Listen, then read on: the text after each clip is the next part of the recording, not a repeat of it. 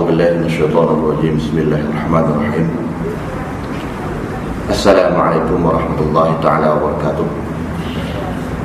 الحمد لله الذي أرسل رسوله بالهدى ودين الحق ليظهره على الدين كله وكفى بالله شهيدا. أشهد أن لا إله إلا الله وحده لا شريك له وأشهد أن محمدا عبده ورسوله. اللهم صل وسلم على سيد المرسلين وعلى آله وصحبه أجمعين. قال رب اشرح لي صدري ويسر لي أمري واحلل عقدة من لساني يفقهوا قولي. سبحانك لا علم لنا إلا ما علمتنا إنك أنت العليم الحكيم. ولا حول ولا قوة إلا بالله العلي العظيم.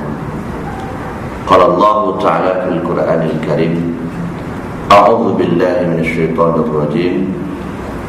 والوزن يومئذ الحق فمن ثقلت موازينه فأولئك هم المفلحون ومن خفت موازينه فأولئك الذين خسروا أنفسهم بما كانوا بآياتنا يظلمون.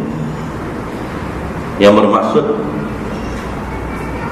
timbangan pada hari itu, yakni hari kiamat, adalah suatu perkara yang benar, yakni dengan keadilannya. Maka barang sesiapa yang berat timbangan amalnya, iaitu amal yang salah, maka mereka itulah di kalangan orang-orang yang mendapat keberuntungan. Dan barang sesiapa yang ringan timbangan amalnya, iaitu amal yang salah, maka mereka itulah orang-orang yang telah merugikan diri mereka sendiri, disebabkan mereka selalu mengingkari ayat-ayat kami, iaitu Al-Quran. Tuan-tuan, puan-puan, muslimin, muslimat yang dirahmati Allah, pertama-tama kita ucapkan syukur kepada Allah kerana dipertemukan pada malam ini. Mudah-mudahan rahmat hujan yang diberikan oleh Allah adalah merupakan sebagai satu nikmat yang menjadi perkara yang berguna untuk kita hidup di atas dunia. Mudah-mudahan nikmat itu kita menggunakannya ke arah yang lebih baik dan sempurna.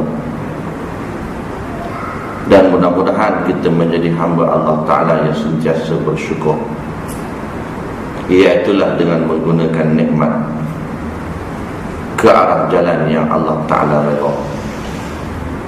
Surah Al-A'raf ayat yang ke-8 dan juga yang ke-9, Allah menyatakan di antara perkara-perkara sam'iyat yang wajib kita beriman, yang hanya kita mendengar melalui perkhabaran wahyu Allah Ta'ala melalui Nabi sallallahu alaihi wasallam. Di antaranya iaitulah timbangan amal, ataupun disebut dengan al-mizan, di mana timbangan Allah Subhanahu wa Ta'ala di akhirat nanti adalah satu timbangan yang penuh dengan keadilan. Kerana Allah tidak menggunakan timbangan seperti mana manusia menggunakan timbangan di atas dunia. Sudah pastinya akan berlakunya ketidakadilan sekiranya manusia itu di kalangan orang-orang yang tidak beriman. Di antara keadilan Allah Subhanahu wa Ta'ala yang nak menyatakan kepada hambanya, iaitulah timbangan amal. Maka Allah menyebut wal waznu yawma izinil haq. Dia pasti akan berlaku dan dia menjadi satu perkara yang benar, yakni tidak ada satu manusia pun yang terkecuali, melainkan semua manusia akan ditimbang amal. Sama ada di kalangan orang yang beriman, orang Islam, ataupun orang yang kafir. Maka Allah menyatakan dalam ayat ini, menunjukkan kepada kita selepas timbangan itu, maka manusia terpecah menjadi dua golongan. Golongan yang pertama, faman thaqulat mawazin, barang sesiapa yang berat amal timbangannya, iaitu amal yang saleh, fa ulaika humul muflihun, maka mereka akan beroleh kebaikan, keberuntungan, kesenangan. Walaupun di sana mereka ada amal-amal yang tidak baik, dosa-dosa yang mereka lakukan, tetapi oleh kerana amal timbangan yang baik itu berat, sehingga menyebabkan tenggelamnya amal yang tidak baik itu. Sama ada melalui taubat manusia itu dan Allah Ta'ala mengampunkan dosanya, ataupun melalui syafaat Nabi Sallallahu Alaihi Wasallam. Yang kedua golongan itu disebut oleh Allah, faman khaffat mawazin, barang sesiapa yang ringan amal timbangannya, iaitu amal yang saleh, sudah pastinya mereka telah merugikan diri mereka sendiri, iaitu tidak ada kena-mengena dengan orang lain, bahkan Allah Subhanahu wa ta'ala. Walaupun seluruh manusia itu berada dalam keadaan yang mungkar dan engkar, maka tidak sedikit pun akan mengurangkan kekuasaan Allah Subhanahu wa ta'ala. Maka oleh kerana itu Allah menyebut faulaika alladzina khasiru anfusahum, mereka telah merugikan diri mereka sendiri, iaitu mencampakkan diri mereka ke dalam kebinasaan. Di akhirat tidak ada perkara yang boleh membinasakan orang-orang ataupun manusia yang ingkar, melainkan api neraka Allah Ta'ala sebagai azab. Kerana apa? Bima kanu bi ayatina yazlimun, kerana mereka menjadikan ayat-ayat Allah Ta'ala, iaitulah hukum syariat yang diwahyukan oleh Allah di dalam Al-Quran, sebagai orang yang zalim, iaitulah orang-orang yang meletakkan hukum itu bukan pada tempatnya, hanya sekadar membaca ataupun berada di mushaf ataupun Al-Quran, tetapi tidak dilaksanakan melalui kehidupan sehari-hari. Itu juga termasuk di antara orang yang zalim. Al-wad'u syai'un fi mahalli ghairiha, meletakkan sesuatu perkara bukan pada tempatnya. Itu pengertian zalim menurut pandangan para alim ulama. Jadi hukum Allah Ta'ala yang diturunkan oleh Allah melalui Al-Quran, di dalam Al-Quran melalui Jibril alaihi salam, selama 23 tahun ini menunjukkan bahawa ianya merupakan satu perkara yang cukup besar pengertian bagi manusia. Tiba-tiba manusia tidak menjadikan ia melainkan hanya sebagai bahan bacaan, bahan tontonan, bahkan terkadang-kadang bahan menjadi bahan untuk diperlakukan, sehingga tidak mengambil tadabbur, mengambil ibrah untuk menghayati ayat-ayat Allah Subhanahu wa ta'ala. Maka mereka juga tergolong di kalangan orang yang yazlimun, menzalimkan diri mereka sendiri. Jadi mudah-mudahan tuan-tuan, di antara perkara-perkara sami'at yang disebut oleh Allah Ta'ala dalam Al-Quran ini, dengan tujuan supaya kita sentiasa berhati-hati dan berusaha supaya amal-amal kebaikan kita itu tidak lebih ringan daripada amal kejahatan. Mudah-mudahan kita termasuk dalam golongan orang yang diberatkan oleh amal-amal kebaikan. InsyaAllah pada malam ini kita sambung lagi dalam kitab Riyadhus Shalihin. Kita masih lagi bab sabar. Kita masuk hadis yang ke-26 berkenaan tentang pentingnya sabar itu. Wa an Abi Malik Al-Harith ibn Asim Al-Ash'ari radhiyallahu anhu qala Rasulullah sallallahu alaihi wasallam at-tuhuru syatrul iman walhamdulillahi tamla'ul mizan wa subhanallahi walhamdulillahi tamla'ani atau tamla'u ma baina as-samawati wal ardh. Was-salatu nur, was-sadaqah burhan, was-sabru diya'un, wal Qur'anu hujjatun laka aw 'alaika. Kullun nas yaghdu fabani'un nafsahu wa mu'tiquha aw mu'biquha. Daripada Abu Malik Al-Harith bin Asim Al-Ash'ari radhiyallahu anhu. Abu Malik Al-Harith tuan-tuan antara seorang sahabat yang hidup sampai ke zaman Khalifah Ali bin Abi Thalib. Kalau tak silap saya, Sayyidina Ali bin Abi Thalib melantik beliau, iaitu Abu Malik Al-Harith bin Asim ini, menjadi governor di bumi Mesir. Suatu ketika Ali bin Abi Thalib mengutuskan surat sebagai peringatan kepada Abu Malik Al-Harith bin Asim yang menjadi governor. Kalau hari ini kita panggil Menteri Besar, negeri-negeri Menteri Besar,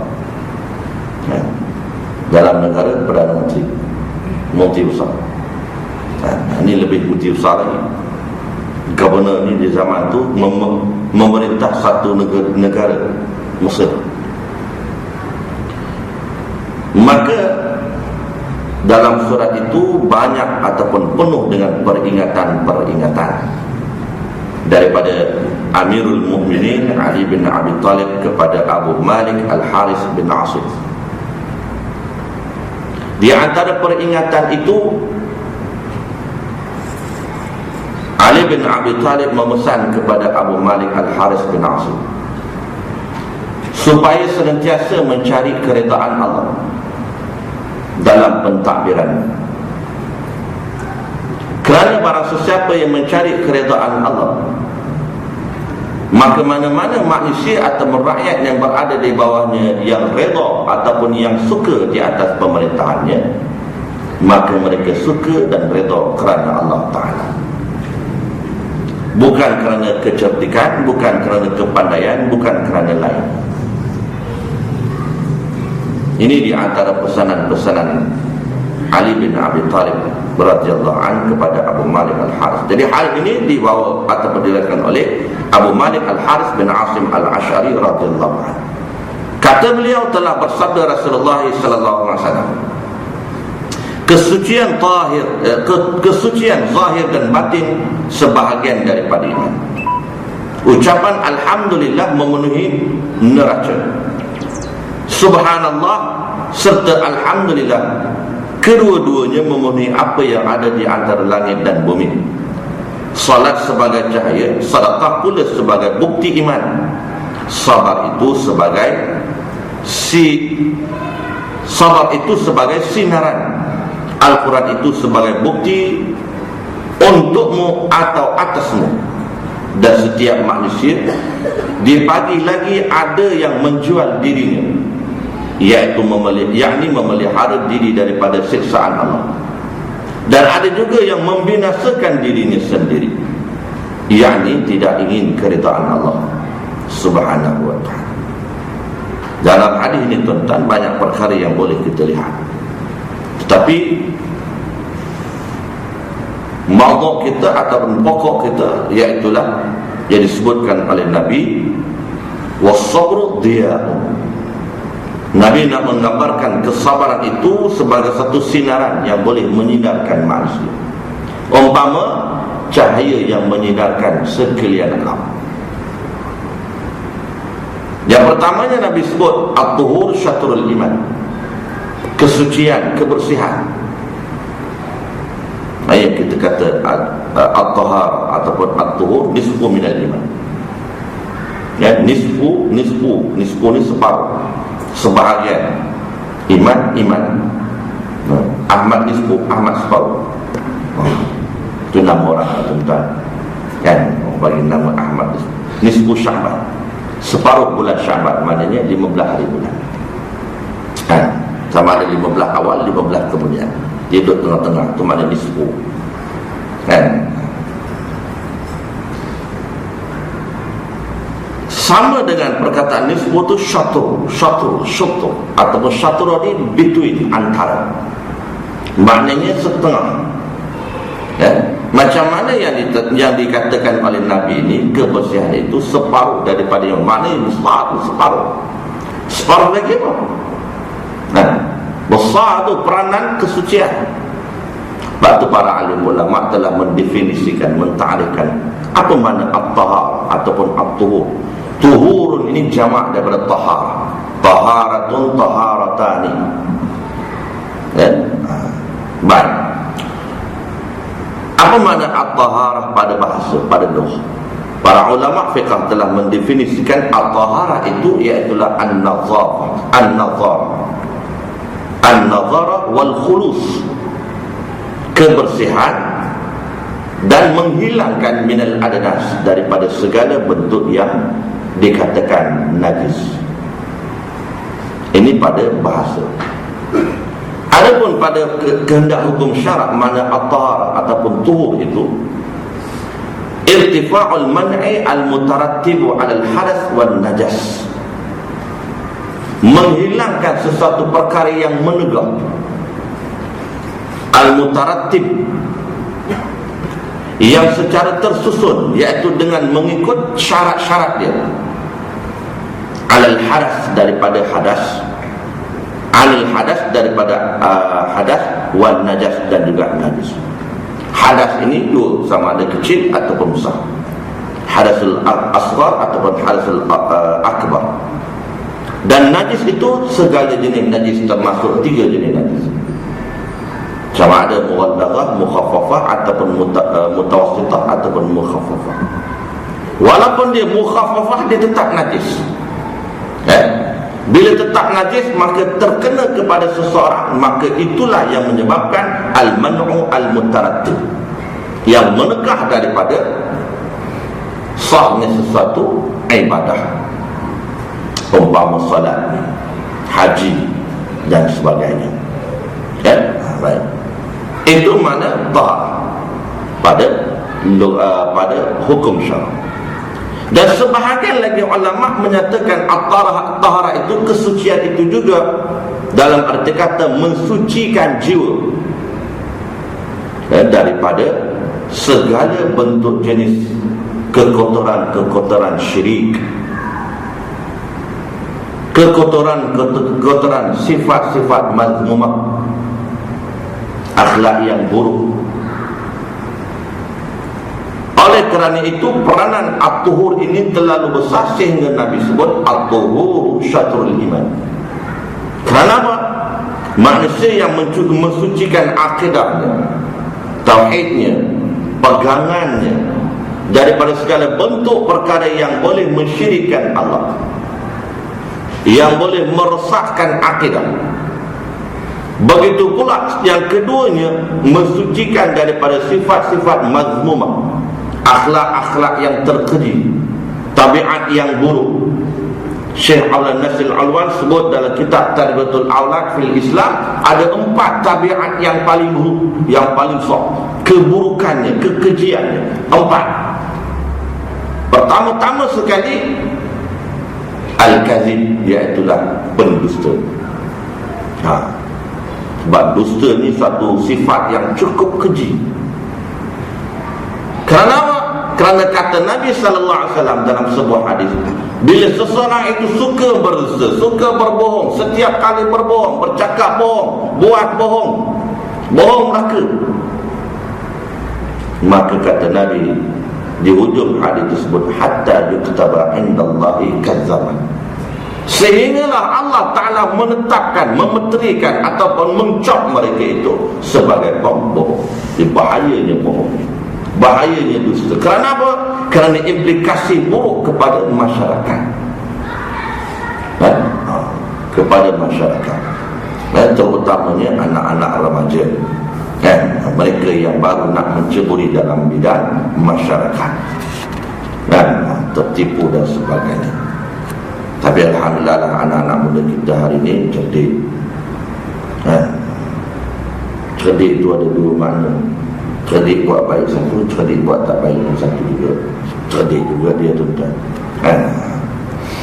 Baik. Oleh kerana itulah menyebabkan Allah Ta'ala, Nabi Sallallahu Alaihi Wasallam menyebut betapa besarnya peranan kebersihan. Allah sebut dalam Al-Quran, di antara kebersihan itu suatu perkara yang cukup penting. Surah Al-Baqarah ayat 222 antara Allah menyebut, innallaha yuhibbut tawabin wa yuhibbul mutatahhirin. Sesungguhnya Allah Ta'ala amat cinta kepada orang yang bertaubat, dan Allah juga amat cinta kepada orang yang membersihkan diri dia. Sama ada bersih daripada segala najis, hadas, kekotoran dan sebagainya, ataupun bersihkan akidah dia dan juga akhlak dia. Amalan-amalan, ini tuan-tuan saya sebut di awal-awal dulu, saya sebut dah. Banyak kalau kita lihat secara ilmiah, secara ilmu pengetahuan, banyak di kalangan ramainya orang-orang Islam Melayu beramal dengan amal-amal yang tak ada kena-mengena dengan agama. Tak ada kena-mengena. Amalan ketika nak bersalin, sebelum nak bersalin, isteri kita dulu tentang orang dulu bidan lenggang perut, tu amalan khurafat tentang lenggang perut. Islam tak suruh, Nabi tak suruh lenggang perut. Tujuan dia kata nak lenggang perut tu supaya mudah bersalin.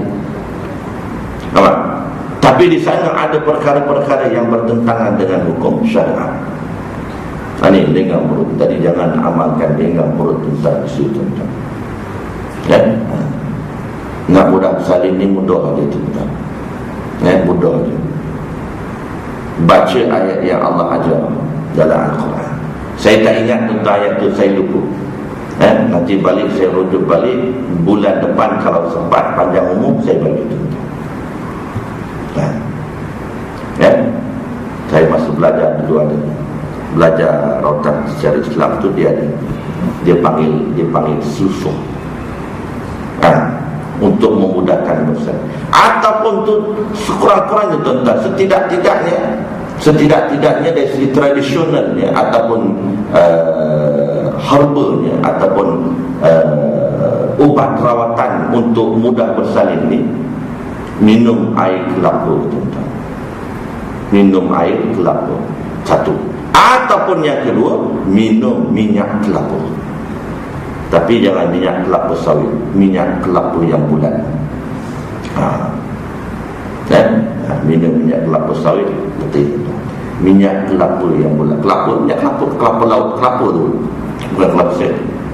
Buatkan minyak dia. Minum jangan banyak-banyak. Satu sudut teh. Minum banyak tak sempat cukup hari, dia beranak. Satu sudut dia ada bacaan doa-doa dia lah. Itu cara Islam macam lenggang perut jangan. Itu amalan yang tidak ada dalam Islam.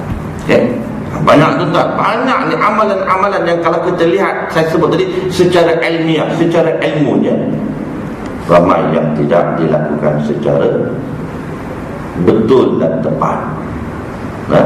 Dan contoh macam bab solat sendiri, bab solat masih banyak lagi yang tidak mengikut solat yang dikehendaki, sebab secara tidak ada ilmu, tak belajar tentang. Jadi kena belajar belah mana pun kena ada ilmu. Mudah dia tentang saf yang lurus, yang tidak lurus, yang tidak rapat. Nabi suruh dah perintah tentang sawu sufufakum fa inna tasfiyatus sufuf min iqamatis salat. Luruskan saf kamu, kerana saf yang lurus itu sebahagian daripada kesempurnaan salat. Maknanya apa tuan-tuan? Mudah faham. Kalau tak lurus, tak sempurnalah salat. Tak sempurna salat, macam mana salat nak terima tuan-tuan? Imam selalu kau ingat, samakan tumit, Imam Syafi'i sebut dalam kitab fiqh tentang apa pengertian sawu sufufakum yang Nabi sebut itu, luruskan saf kamu, iaitu yang pertama, bahu kena bertemu bahu. Satu. Yang kedua, tumit hendaklah disamakan. Bukan jari, tumit hendaklah disamakan. Kalau jari sama, dia tak lurus. Pasal kaki tapak kita ni tuan-tuan, ada yang double XL, ada yang size S. Sebab tu kata Imam Syafi'i, luruskan dia dengan menyamakan tumit kaki belakang itu. Kita tak payah samakanlah tuan-tuan, tak payah tengok tumit kaki kawan kita sebelah, tengok je garis dekat kapet kita tuan-tuan. Sia-sia je beli kapet mahal-mahal ada garis. Macam tu tak payah kapet buang semua, bubuh air putih je tuan-tuan. Tak payah tengoklah tuan-tuan kita punya tumit sebelah kawan kita, tengok garis tu tuan-tuan. Maknanya tumit kita letak dekat dengan garisan. Ada garis tuan-tuan, corak. Mahal kapet ni, beli tuan-tuan. Tidak digunakan. Ini penting tuan-tuan. Walaupun nampak benda ni kecil je tuan-tuan, besar. Jangan. Sebab Nabi sebut tu sebahagian daripada kesempurnaan itu, dari kesempurnaan solat tuan-tuan. Itu baru bab solat. Bab masbuk muafiqnya, bacaannya. Ada satu ketika tuan-tuan saya solat tuan-tuan, yang sebelah tu dia baca Fatihah kuat. Dia takbir sama imam, sama tuan-tuan. Dia jadi makmum yang muafiq. Tapi dia baca Fatihah tuan-tuan lambat sikit lah. Bila baca lambat sikit tuan-tuan, imam rukuk dah, dia tak habiskan Fatihah, dia terus rukuk. Begitu juga rakaat yang kedua sama, yang ketiga, yang keempat sama. Kemudian dari segi bacaan dalam salat, ada orang yang tidak memahami, dia tak terus, dia baca langsung tak keluar suara. Dia baca dalam hati. Tak sah tuan-tuan, sebab rukun salat terbagi kepada 3. Ini pentingnya. Penting kita kena tahu. Yang pertama, rukun qalbi dia panggil. Yang ni aja yang boleh baca dalam hati. Dia tak boleh baca dengan mulut. Sahaja aku solat 4 rakaat zuhur, 4 rakaat makmum kerana Allah Ta'ala, yang tu batal buat solat itu. Tak boleh. Dia kena baca dalam hati. Dia panggil rukun qalbi. Yang kedua, rukun qauli. Bila sebut qaul, perkataan dia kena keluar suara. Keluar suara itulah kena memahami. Jangan sampai jadi macam suara imam, lebih daripada imam. Imam suara perlahan, dia kuat tuan-tuan. Tapi ala kulli hal, rukun qauli mesti perkataan. Dia tak boleh baca dalam hati. Oleh kerana tak nak menjaga supaya tak keluar suara yang kuat sehingga dia baca dalam hati, tak sah bacaan dia tuan-tuan. Ini menurut pandangan Imam Syafi'i, mazhab Syafi'i. Dan yang ketiga, rukun fi'li. Rukun fi'li. Ramai orang yang sujud tidak sempurna sujud dia. Tak sempurna sujud dia. Tangan tuan-tuan, ada yang macam ni tangan sujud. Tak sempurna solat tuan-tuan tangan dia. Kaki pun tak sempurna juga. Nabi sebut dalam hadis yang sahih, rukun anggota sujud tuan-tuan. Nabi sebut dalam hadis yang sahih. Anggota sujud ketika kita sujud itu ada 7. Mesti ke-7 itu sujud bersama-sama. Dahi, 2 tangan, 2 lutut, dan juga 2 tapak kaki ataupun ibu jari. Berapa ramai yang sujud kakinya dilipat begitu tuan-tuan. Nabi sebut tuan-tuan, anggota sujud. Ini benda yang hari-hari kita buat. Kenapa ini berlaku? Kadang-kadang kita ikut-ikutan. Kalau serigala jadi-jadian. Tuan-tuan. Dia tak serigala tapi jadi-jadian. Macam ni lah, ikut-ikutan. Tuan-tuan. Ini termasuk di antara amalan-amalan yang kita buat tanpa ada ilmu pengetahuan. Jadi begitu juga dengan kesucian at-tuhur tadi. Tuhur, suci daripada hadas, suci daripada najis. Najis kita kena tahu jenis dia dan bagaimana kaifiat untuk mensucikan dia. Nak mensucikan najis mutawassithah tentang tak perlu air berbandi-bandi. Ada orang yang mensucikan najis mutawassithah tu berbaldi-baldi air dia tentang, tapi tak suci juga. Pasal kaifiat dia tak tahu. Contoh nak buang tai ayam ataupun tai kucing. Pertama sekali tuan-tuan, ulama fiqh mengajar kita buangkan airnya dulu. Ini tak dengan air-air dia buang, dia basuh tuan-tuan. Bila dengan airnya dia basuh, bercampur air itu dengan najisnya, bertambah lagi lah najis. Buangkan airnya itu dulu. Lepas tu nak buat lagu mana tuan-tuan? Basuh dengan 3 kali basuhan menggunakan air mutlak. Bila sebut basuh ni, orang Melayu tak fikir banyak tuan-tuan. 3 baldi dicorak. Tuan-tuan. Letih basuh tuan-tuan. Kalau kena 10 tempat tai ayam, kali dengan 3 baldi tuan-tuan, jadi 30 baldi. Habis tong syabas tu tuan-tuan. Nak basuh najis mutawassithah. Tak payah tuan-tuan. Satu centong air tu, satu centong kolah tu cukup tuan-tuan untuk basuh air najis mutawassithah. Tuangkan dia sekali, lap. Tuangkan dia sekali, lap. Tuangkan dia sekali, lap. Suci dah itu. Jangan ragu-ragu lagi. Jangan ragu-ragu. Begitu juga najis mughalladhah. Najis mughalladhah.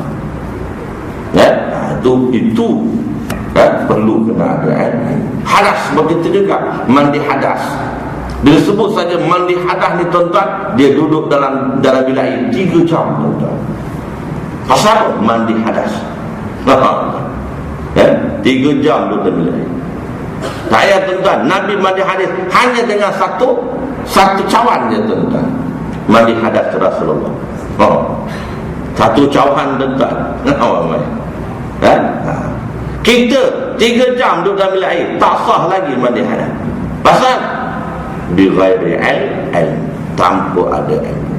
Kaifiat nak mandi hadas tu belakangan Nabi ajar, sebut dalam hadis dah tuan-tuan. Barang sesiapa yang mandi hadas, mengangkat hadas besar, di sana sudah terangkat hadas kecilnya, iaitu wudu. Mana? Maknanya tuan-tuan, bila tuan-tuan mandi hadas, automatically dah tak payah ambil wuduk lagi dah.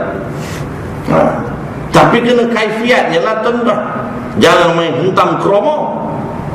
Tuan-tuan basuh semua, last kali basuh dekat benda alam tu, batal lah wuduk. Pertama-tama sekali kena basuh dekat kemaluan, kubul dan dubur. Bila sebut basuh ni, tak payah curah sampai 3 tong drum. Tak payah. Ambil centong satu kecil tu pun cukup. Yang penting air tu mutlak. Lepas tu alirkan air tu. Mesti kena. Habis lepas kemaluan kedua-dua kubul dan dubur tu, maka mulakan dengan atas. Sebab wuduk kita rukunnya daripada atas ke bawah. Mana? Sebab itu ada setengah ulama dalam mazhab Imam Syafi'i. Saya tak ingat, kalau tak saya dalam kitab Fathul Qaid disebut di sana tuan-tuan. Sehingga seseorang itu bila dia terjun ke dalam sungai untuk mandi hadas, maka telah terangkatlah hadas kecilnya, iaitu wudu. Jadi dia terjun kepala dulu. Kalau terjun kaki dia tak boleh. Pasal wuduk dia bermula daripada atas. Kena niat. Niat tuan-tuan cukup dengan niat hadas besar. Sebab hadasul asghar itu automatically dia terangkat. Sebab hadas besar ni seluruh tubuh. Hadas kecil dia punya rukun ada berapa benda? Hadas kecil wudu berapa tu tuan? Ada 6 pun termasuk yang qalbi dan juga tertib. Anggotanya hanya ada 4 je tuan. Maknanya kena tertibkan yang 4 ini.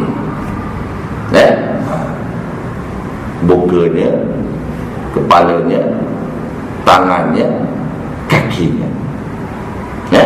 Cukup tuan. Dalam ketika nak mandi hadas itu, kita basuh itu mengikut tertibnya. Tak payah lepas mandi hadas kita ambil wudu pula. Dia terangkan. Semuanya kena ada ilmu. Sebab itulah tuan-tuan Nabi sebut dalam hadis at-tuhur syatrul iman, besar peranan dia tuan-tuan, cukup sah. Kemudian Nabi sebut walhamdulillahi tamla'ul mizan. Perkataan alhamdulillah tiap kali suratul Fatihah kita sebut alhamdulillahi rabbil alamin.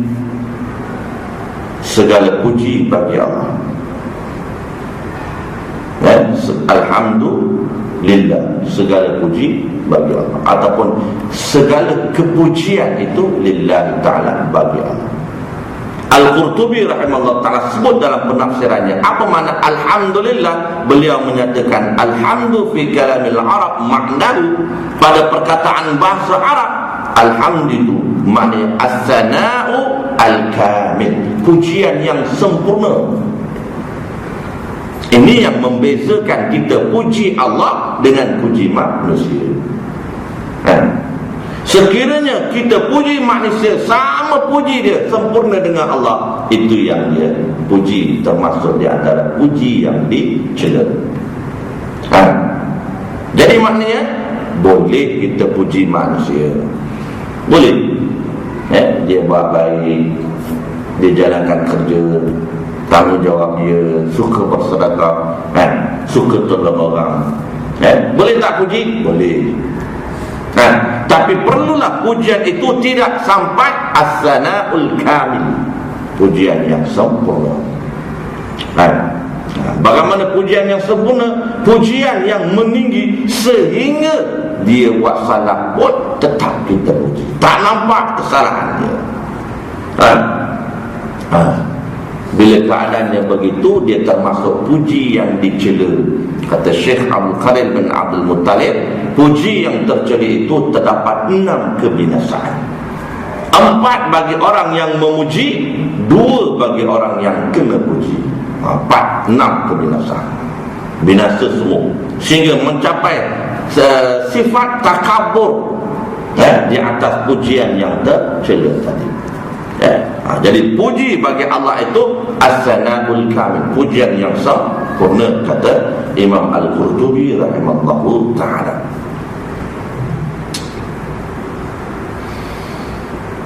Dalam hadis yang lain tentang Nabi nak menyebut alhamdulillah. Perkataan alhamdulillah ini besar dia punya peranan tentang kelebihan dia, ganjaran pahala dia, sehingga Nabi menyebut afdalul zikri la ilaha illallah wa afdalud du'a alhamdulillah. Sebaik-baik zikir itu la ilaha illallah. Tak ada zikir yang paling baik la ilaha illallah, melainkan la ilaha illallah. Subhanallah, alhamdulillah, Allah akbar, ya Allah, ya Hayyu ya Qayyum. Yang paling baik kata Nabi la ilaha illallah, itu zikir yang paling baik. Habis. Yang keduanya Nabi kata tak ada doa yang paling baik melainkan doa perkataan alhamdulillah. Jadi maknanya perkataan alhamdulillah itu juga merupakan doa tuan-tuan. Nampak? Ini kelebihan tuan-tuan. Kelebihan perkataan alhamdulillah, dia termasuk dalam kategori doa. Hadis riwayat At-Tirmidzi, An-Nasa'i dan juga Ibnu Majah. Hadis yang sahih. Begitu juga dalam hadis yang lain, Nabi nak menyatakan perkataan Alhamdulillah ini nikmat yang paling besar. Sabda Nabi SAW, "Ma an'ama Allahu ala 'abdin ni'matun faqala alhamdulillah illa kana alladhi u'tiya afdalu mimma ukhidha aw qabqa." Kata Nabi SAW, tidak adalah nikmat yang Allah Ta'ala kurniakan kepada seorang hamba itu dengan satu nikmat, maka dia berkata Alhamdulillah. Allah beri dia nikmat, tiba-tiba dia kata Alhamdulillah. Nah, kita bila dapat nikmat, apa kita kata? Terima kasihlah syabas kerana beri air. Terima kasihlah kerajaan Malaysia kerana beri 500,000. Lupa Allah, tuan-tuan. Bukan tuan-tuan lah, ini orang Melayu sebelah dekat Australia, tuan-tuan. Lupa alhamdulillah. Pasal apa? Pasal kita diajar begitu, tuan-tuan. Kena berterima kasih kepada kerajaan kerana memberikan berim, berang dan berum, tuan-tuan. Sedangkan Nabi sebut tidak ada satu nikmat yang Allah Ta'ala kurnia ke atas seorang hamba, satu-satu nikmat, tiba-tiba dia kata Alhamdulillah. Apa yang dia dapat? Kata Nabi, illa kana alladhi u'tiya afdalu mimma ukhidha, melainkan Allah akan berikan, Allah akan kurniakan kelebihan ataupun nikmat ataupun ganjaran pahala yang lebih besar daripada nikmat yang dia dapat. Dan dia dapat beri 500 ringgit, dia sebut Alhamdulillah. Walaupun orang ajar dia kena syukur pada kerajaan, tapi dia tetap sebut Alhamdulillah. Maka 500 ringgit itu dia ada keberkatan dan ada rahmat di sana. InsyaAllah dia akan jadi beranak 500,000 ringgit. Bukan di dunia lah, di akhirat. Ini Nabi sebut, tuan-tuan, hadis yang sahih. Ini kelebihan perkataan Alhamdulillah. Jadi kerana itu, tuan-tuan, kuplah mana pun hendaklah kita kena puji Allah. Sebab itu Nabi sebut Alhamdulillah tamla'ul mizan, dan memenuhi timbangan. Kemudian wasubhanallah walhamdulillah tamla'ani au tamla'u ma bainas samawati wal ardh. Perkataan alhamdulillah, perkataan subhanallah, alhamdulillah juga. Kedua-dua itu dirangkumkan, tuan-tuan. Sebut subhanallahi walhamdulillah. Kata Nabi, kelebihannya, ganjarannya seperti mana dia telah memenuhi nikmat dunia dan juga memenuhi nikmat itu sebesar langit dan juga dunia. Makna salam. Nikmat apa, tuan-tuan? Barakah. Barakah. Orang Jawa kata berkat. Berkat. Berkat tu makan nasi berkat, tuan-tuan. Nasi berkat orang Jawa. Semua hidup saya sekali je, tuan-tuan, saya pergi makan kenduri berkat, tuan-tuan. Itu pun ganti arwah saya, arwah ayah saya. Arwah ayah saya dia tak dapat datang, dia bagi saya pergi. Kau pergilah ganti, aku tak dapat pergi ini tempat. Pergilah, tuan-tuan. Masa tu muda, tak tahu benda, tuan-tuan. Tengok aja lah orang tua tu buat. Sekali lepas dia tahlil, lepas tahlil, tuan-tuan, dihidang satu dulang. Ingat nak makan dalam dulang tu, tengok-tengok buka dia punya daun pisang tu, itu daun pisang, dia punya nasi dia nimbun. Tapi dia kata satu dulang 4 orang ni mampu caput nak dia makan. Tak tahu, tuan. Ni nak cerita nasi ambang, nasi berkat ni, tuan-tuan. Mari seorang orang tua tu duduk kat saya, tuan-tuan, dia pergi ambil dulang tu, dia belah dengan tangan dia, belah 4. Lepas tu ada plastik. Plastik tu yang bagusnya disalut dengan daun pisang. Inilah dia kata berkat. Nasi ambang. Dia pun kaut satu bahagian yang di belampak tu masuk dalam plastik dengan tangan-tangan dia juga. Tu berkat tangan. Lepas tu lauk ikan masin ada semua, lauk telur apa semua dia bagi 4 juga. Semua masuk. Lepas tu dia kata, ambil ni buat balik. Lah, aku ingat makan kat situ. Punya bawa pergi balik. Itulah dia tuan-tuan. Sampai itu yang saya tahu tu nasi berkat. Nasi ambang. Jadi soning kelapa semualah tuan-tuan. Sekarang tak tahulah, jumpa ni tak ada buat tuan. Ada orang jauh tu. Tak ada. Orang jauh campuran ni lah. Kalau ada orang jauh dia tak buat nasi berkat tu, nasi ambang. Jadi kita nak berkat yang tu pun nak juga dapat berkat makanan tak? Kita nak berkat Allah, barakah Allah Ta'ala. Harta 5 duit, kurnia Allah Ta'ala tu RM500 contohnya, 1,000 ke 2,000 ke, ataupun apa saja nikmat Allah, maka keberkatan dia, kata Nabi, memenuhi langit dan bumi bila dia ucapkan subhanallah, alhamdulillah, puji bagi Allah Ta'ala. Baik. Kemudian Nabi sebut lagi as-salatu was-salatu nur. Salat itu cahaya. Sebab itu Nabi sebut tiang agama. Peranan dia seumpama tiang, kerja dia seumpama cahaya menerangi. Maknanya orang yang mendirikan salat, orang yang menjaga salat, dan kita melihat kecerahan muka dia, Allah berikan nur dan cahaya. Mukanya kita boleh lihat berseri-seri. Min athari sujud, Allah sebut dalam Quran, kesan daripada sujud. Maknanya kepada pancaran cahaya itu terpancar di muka dia. Kesan sujud tu bukan tanda hitam. Ada orang tanya saya, Ustaz, dahi orang tanda hitam tu tanda orang banyak sujud ke? Golongan Syiah pun dahi dia banyak hitam. Pasal dia sujud kat batu Karbala. Itu bukan tanda. Itu bukan salah satu tanda.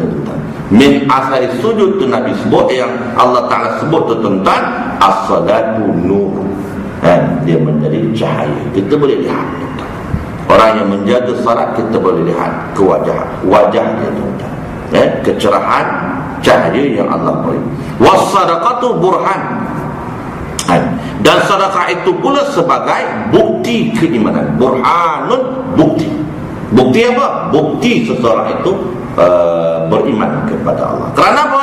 Kerana menginfak harta seumpama sedekah itu sebahagian daripada jihad fi sabilillah. Hal adullukum ala tijaratin tunjikum min azabin alim. Allah sebut, tu'minuna billah wa rasulihi wa tujahiduna fi sabilillahi bi amwalihim wa anfusihim.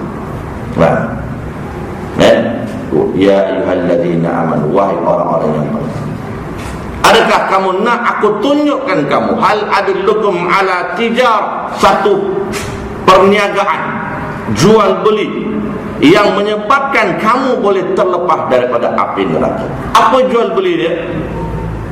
Tu'minuna billahi wal yawmil akhir. Itu syarat pertama, beriman pada Allah dan hari akhirat. Wa tujahiduna fi sabilillah. Yang keduanya, berjihad di jalan Allah. Nak jihad dengan apa? Bi amwalihim, dengan harta benda. Waktu Nabi sebut tuan-tuan, as-sadaqatu burhan. Sedekah itu sebagai bukti keimanan. Lagi banyak harta yang kita infak sebagai jihad kita, lagi besarlah sedekah bukti kita sebagai orang yang beriman. Pasal susah kan? Sebelum RM50 sebut, RM50 tuan-tuan, kalau duduk dalam masjid, dalam surau, tabung masuk tuan-tuan, kita rasa besar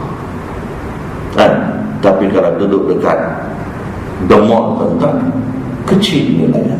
50 ya.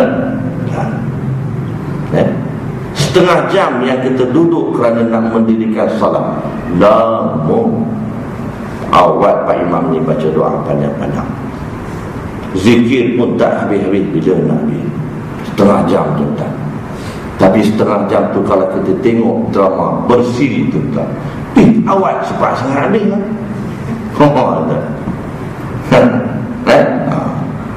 Mana 2 jam yang kita duduk dalam kuliah agama, letih dah tuan-tuan, sengal kepala lutut. Tapi kalau kita 2 jam tu duduk di panggung wayang, tak cukup masa tu. Masanya maknanya pendek 2 jam, kalau boleh nak 5 jam tuan-tuan. Ni. Kerana apa? Kerana bukti keimanan tu tak ada. Baik. Wasabru diyaun. Ayat ni kita nak sabar itu sebagai sinaran. Kalau salat sebagai cahaya, sabar itu memancarkan sinaran itu ke serata pelosok alam. Maknanya kesabaran ini tuan-tuan, dia bukan hanya untuk diri dia, bahkan terpancar kepada orang lain. Dengan sebab sabarnya Nabi sallallahu alaihi wasallam, sabarnya umat Islam dalam peperangan Uhud itu, dalam peperangan Badar Al-Kubra itu mencapai kemenangan. Sabarnya dalam peperangan-peperangan yang lain, sehingga umat Islam mencapai kemenangan. Sabarnya Ja'far bin Abi Talib dalam peperangan Mu'tah sehingga gugur syahid, mencapai kemenangan. Sabarnya Nabi berhadapan dengan karenah umat Arab jahiliyah sehingga Nabi berjaya membuka kota Mekah dengan 2 perjanjian Hudaibiyah. Itu kesabaran Nabi itu. Jadi besarnya sabar sehingga Nabi sebut wasabru dia wal Qur'anu hujjatul laka au alaika, dan Quran itu sebagai hujjah untuk bagi kamu ataupun untuk kamu. Quran itu sebagai hujjah kita tuan-tuan. Sebab itulah Allahumma salli ala tafsir Al-Munir sekepengarang Dr. Abdul Karim Zaidan, beliau menyebut apa makna al-hikmah dalam Al-Quran yang Allah sebut tu, ud'u sabili rabbika bil hikmah. Hikmah itu ialah seseorang menghujah dengan Al-Quran dan juga hadis Nabi, menggunakan Quran dan juga hadis Nabi sebagai punca, sebagai hujah mereka.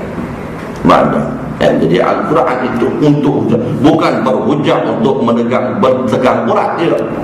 Hujah kepada orang-orang yang nak menolak Al-Quran, yang tidak mahu guna pakai Al-Quran. Hari ini Brunei dah jalankan laksana hukum dalam Al-Quran berkenaan tentang hukum takzir bagi orang-orang Islam, lelaki baik perempuan baik yang menedahkan aurat, maka hendaklah dihukum takzir dan denda. Bahasa orang putih ini dipanggil compound. Macam tentang parking tak bayar, patut 50 sen tapi terlupa bayar, compound RM30. Itu takzir tuan-tuan. Jadi siapa yang parking ada kotak tu tuan-tuan, jangan lupa bayar 50 sen. Kalau tidak nanti compound RM30. Wajib bayar tuan-tuan. Itu takzir. Wajib bayar bagi kerajaan Islam. Tuan faham tak? Kalau kerajaan Islam, faham sendiri tuan-tuan. Dari 2 pandangan ulama kalau bukan kerajaan Islam. Tapi kalau kerajaan Islam macam contoh negeri Brunei yang melaksanakan Allah, bayar parking tu tak bayar tuan-tuan, hukumnya berdosa. Pasal kalau compound itu takzir hukumnya tuan-tuan. Maknanya takzir, denda, dia kena bayar. Saya baru ni cuti pergi Melaka kejap tuan-tuan. Duduk 3 hari, ada kerja lah. Saya parking tuan-tuan lebih pukul 5. Kalau kat Selangor ni, parking yang berbayar tu dia ada time office hour 8 sampai pukul 5. Lepas pukul 5 tak payah. Sampai tengah malam tuan letak sampai pagi pun tak kena bayar. Syarat sebelum pukul 8 angkut tuan-tuan kata. Kalau tak, majlis pemandangan akan tolong angkutkan tuan-tuan. Kan? Tahu. Tapi saya ingat saya begitu juga. Saya tak tahulah dia punya undang-undang peraturan dia berbeza. Lepas pukul 5 kita parking tuan. Lebih kurang dalam pukul 6 tuan saya pergi. Saya parking tu pukul 5 setengah jam je. Lepas tu saya pergi dalam kereta saya, ada surat saman lah tuan. Kan? Surat saman. Mengatakan saya tak bayar. Saya duk ingat lepas pukul 5 tak payah bayar. Saya tak tahu tuan-tuan. Nanti saya tanya majlis pemandangan, sama ke negeri Selangor dengan negeri yang lain? Time office hour dia. Nanti saya tanya lah. Saya tak tanya lagi tuan-tuan. Tak masuk jawapan. Nak ceritanya tuan-tuan, menjalankan hukum Allah Ta'ala melalui Al-Quran. Jadi Al-Quran itu hujjatun laka au alaika, kata kullun nas yaghdu fabani'un nafsahu famu'qibuha au mubiquha famu'tiquha au mubiquha. Tiap-tiap manusia itu, kata Nabi, di pagi lagi ada yang menjual dirinya. Di hujung ayat hadis ini tuan-tuan Nabi sebut tiap-tiap hari. Maknanya tiap-tiap hari manusia itu ada yang pertama, dia menjual dirinya. Apa maksud menjualkan diri? Iaitulah memelihara dirinya daripada siksaan Allah. Maknanya dia mematuhi perintah Allah. Dan ada di antara mereka ataupun yang membinasakan diri mereka, iaitu yang melanggar perintah Allah. Dan ada orang yang mendirikan salat waktu subuh. Ramai juga yang meninggalkan subuh contoh. Ada orang yang pergi kerja menutup aurat, tapi lebih ramai yang tidak menutup aurat. Ini Nabi sebut dah. Tiap-tiap manusia itu berpagi-pagi dia ada yang menjual dirinya, iaitu taat, dan ada yang membinasakan dirinya, iaitu beri pentingnya bahawasanya kesabaran itu adalah satu sifat yang cukup besar makna dan pengertiannya untuk kita.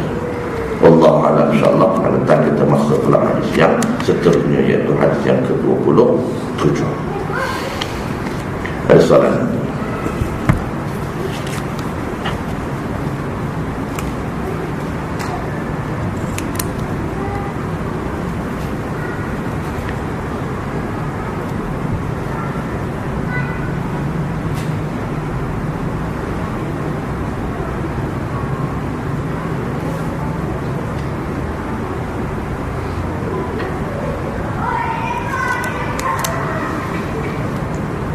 Assalamualaikum. Tak ada tuan.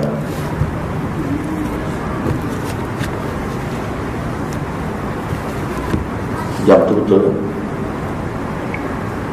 Betul. Saya ingat tak pun 9.30. Rupanya belum bersinar. Tahu tadi lajar sikit.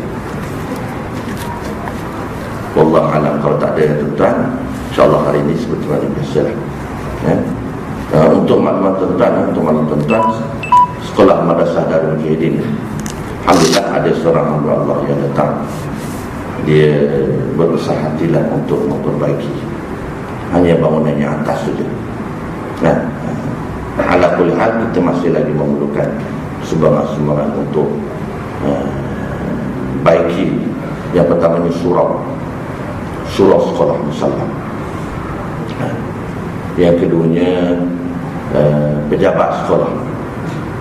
Pejabat sekolah ni 4 kali ke saya, 4 kali anak-anak, 4 kali kita buang. Tak tahulah kalau buka tu berapa banyak anak-anak ke dalam. Jadi kita agak nak baiki juga apa ni pejabat sekolah. Yang dah kita baiki sikit. Sebelum inilah sumbangan tuan-tuan. Ada kita baiki sikit-sikit. Kemudian yang ketiganya, kita nak buat pagar untuk sekolah. Sebab bau-bau ni dah hampir 5 kali kejadian kecurian.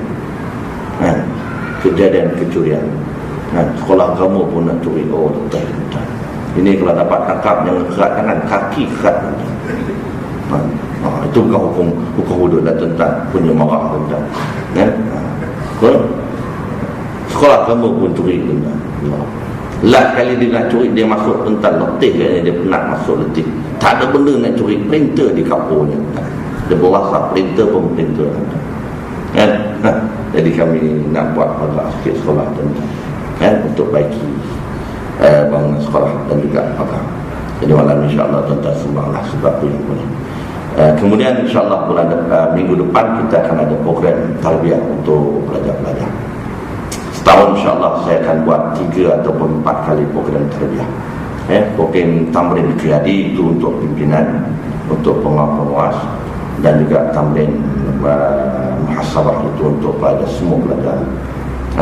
Jadi program-program itu semua memerlukan dana ataupun kewangan. Kita tak kenakan cas walau RM1 pun tentang kepada pelajar.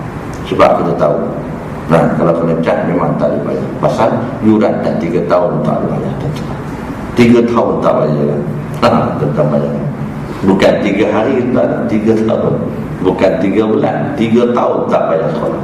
Tapi madrasah dan ujian ini baik semua tentang tak buang. Pasal nak buang sayang pelajar tu baik banyak baik. Jadi itulah senario yang berlaku di sekolah madrasah dan ujian. Jadi sumbangan tuan-tuan yang sebetulnya alhamdulillah banyak membantukan kami tentang. Sedikit demi sedikitlah kita buat bangunan adalah perubahan untuk bantuan anak yatim, fakir miskin kita bagi. Percuma tentang jadi yuran itu tuan-tuan sumbang kita akan masukkan ke dalam masukkan dana sebagai yuran untuk anak-anak fakir dan juga miskin. Lebih kurang dalam 25 orang rendah dan menengah fakir dan miskin yang sekolah tanggung tuan-tuan, tak dikenakan bayar. Duduk asrama pun tanggung juga makan tuan-tuan. Orang beli tuan-tuan, kau belah mana wantannya, macam mana pasal dia boleh tanggung. Duit dah tak ada, yuran dah ada banyak, ramai tak bayar, tapi boleh tanggung lagi. Pelik tuan-tuan pada akal manusia, tapi tak pelik di sisi Allah. Ta'awanu 'alal birri wat taqwa. Tuan-tuan bantu-bantu. Alhamdulillah insya-Allah malam ini kita ada sumbang sebanyak. Mudah-mudahan sumbangan itu Allah berikan jalan yang lebih besar di alam akhirat. Insya-Allah tuan-tuan, janji Allah pasti. Aku qouli hadza wa astaghfirullah al-azim li wa lakum. Assalamualaikum warahmatullahi wabarakatuh. A'udzu billahi minasyaitonir rajim. Bismillahirrahmanirrahim. Alhamdulillahirabbil alamin wassalatu wassalamu ala asyrafil anbiya'i wal mursalin wa ala alihi washabbihi ajma'in. Allahumma arhamna bil Qur'an waj'al lana imama wa nuran wa rahmah. Allahumma zakkirna minhu ma nasina wa 'allimna minhu ma jahilna warzuqna tilawatahu ana al-lail wa atrafan nahar waj'alna min hajati rabbil alamin. Rabbana atina fid dunya hasanah wa fil akhirati hasanah wa qina adzabannar. Walhamdulillah.